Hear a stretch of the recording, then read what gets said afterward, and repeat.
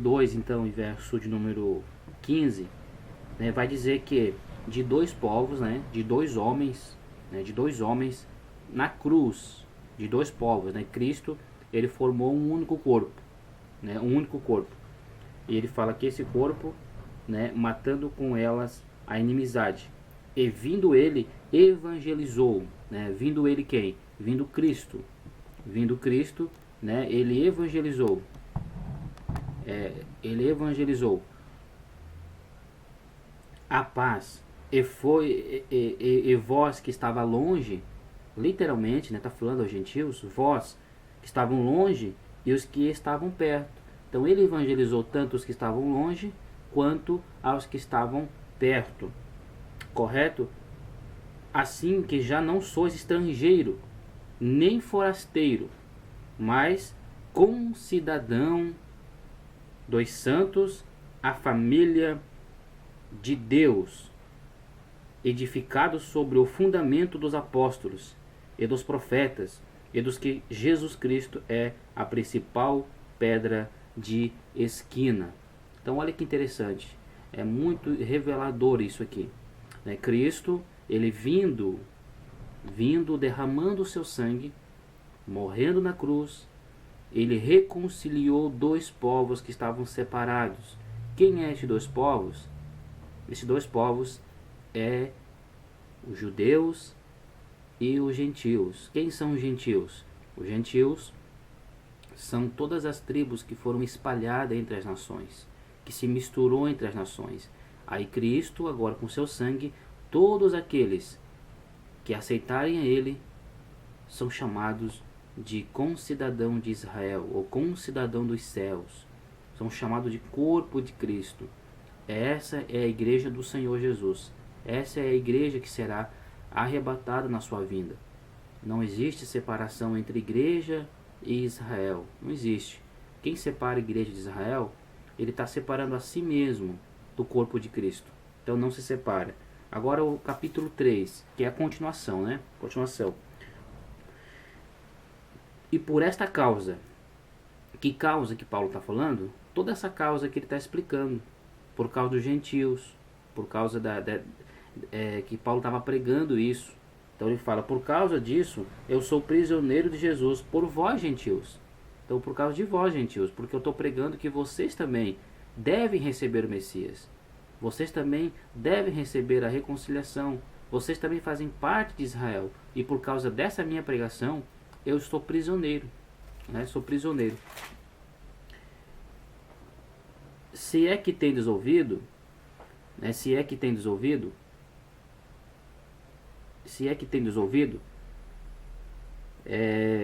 a dispensação da graça, sobre a dispensação da graça de Deus, que para vós me foi dada,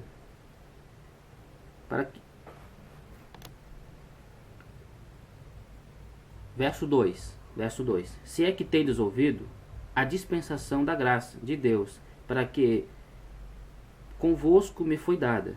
Como me foi dado esse mistério? Manifesto pela revelação, como acima em pouco vos escrevi.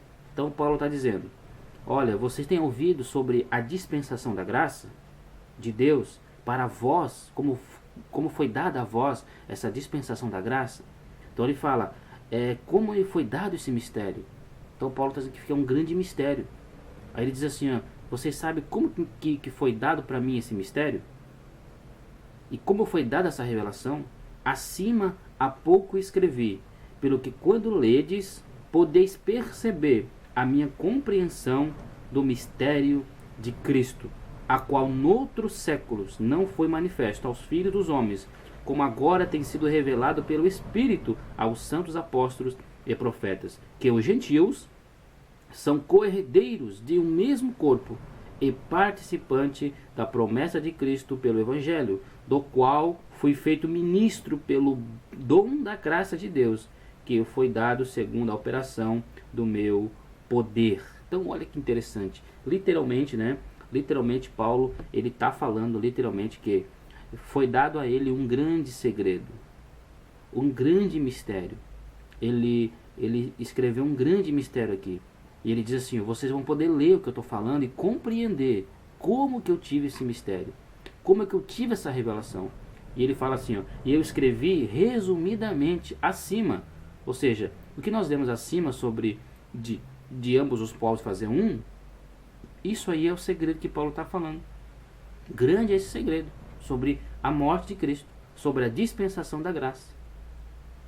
Entenderam, irmãos? Então, é muita revelação. Né? E quando ele fala que os gentios agora são co-herdeiros de um mesmo corpo. De um mesmo corpo. Que corpo é esse? A igreja, composta de judeus e gentios. Todo judeu que acredita em Jesus, ele faz parte do corpo. Não existe judeu que não acredita em Jesus. Se ele não acredita, ele não vai alcançar. Então é todo aquele que acredita em Cristo. Todos aqueles que creem em Jesus, na morte de Jesus. Deus tem um plano específico, aos judeus tem. Deus vai salvar essa nação, vai salvar todos eles. Nenhum judeu ficará sem isso, sem alcançar. Porque eles vão reconhecer o Messias. Eles vão saber quem é o Messias. Mas essa questão de que o judeu não crê no Messias é para que o Evangelho chegasse até nós. Para que chegasse até nós.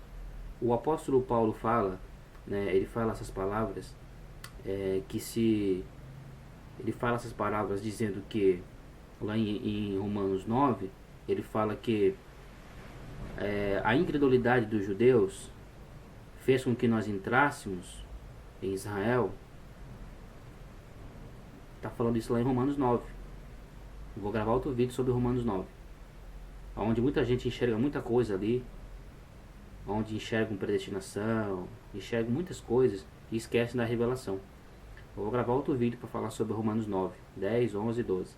Que Paulo vai estar falando quase a mesma coisa de Efésios. Então, irmãos, essa é o grande mistério da morte de Jesus. Você precisa crer. Não pode separar entre igreja, né, e judeus. O propósito da morte de Jesus, o propósito da morte do nosso Messias, foi unir os dois povos, foi unir essa nação, foi unir todos eles. E você não pode olhar para a palavra de Deus e ignorar os textos. Você não pode olhar para os textos onde está deixando claríssimo que os judeus agora estão em Cristo, no mesmo corpo com os judeus. Você não pode abandonar isso. Se você não crê nisso, se você diz assim, não, eu não creio que Israel é a igreja, eu creio que igreja é igreja, Israel é Israel, né, e Deus vai trabalhar com Israel depois, você está abandonando todos esses textos. Você está abandonando tudo isso para crer numa doutrina, para sustentar uma doutrina que não é verdade. Tá certo? Outro dia alguém me disse que nenhuma palavra nos evangelhos de Jesus refere-se à igreja. Nenhuma palavra. Que todas as palavras dos evangelhos se referem somente a judeus.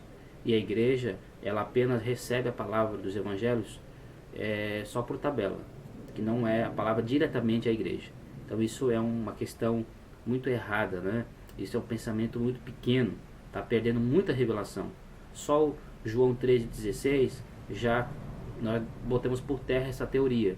Se Jesus falou em João 3,16 que Deus amou o mundo de tal maneira que deu o seu Filho, para que todo aquele que nele crê não pereça tenha vida eterna, ele já está se referindo a todo aquele que crê. Ele veio ao mundo, mas é só para aquele que crê. Então ele não está falando, eu vim ao mundo só para os judeus que crê. Não, ele veio para que todo aquele que nele crê. Então isso se refere a nós, se refere a eu e você, que fizemos parte do corpo de Cristo. Porque quando Jesus voltar, na sua glória, com seus anjos, ele vai ter um casamento com a igreja. Ele vai casar com a igreja. E a igreja é um corpo, é a noiva do Cordeiro. Quando você faz menção de que a igreja vai ser arrebatada e depois vai os judeus, você está dividindo esse corpo. Você está dividindo o corpo de Cristo. Então, se a igreja vai casar com Cristo, então essa lógica ela não funciona. Porque, caso contrário, então o casamento vai ser com duas mulheres, com duas noivas. Vai ser um corpo incompleto. Porque os judeus, ele é obrigado a fazer parte do corpo. É obrigado a fazer parte da noiva. Então, todos aqueles que aceitam a Cristo, eles fazem parte do corpo de Cristo. fazem parte do corpo de Cristo.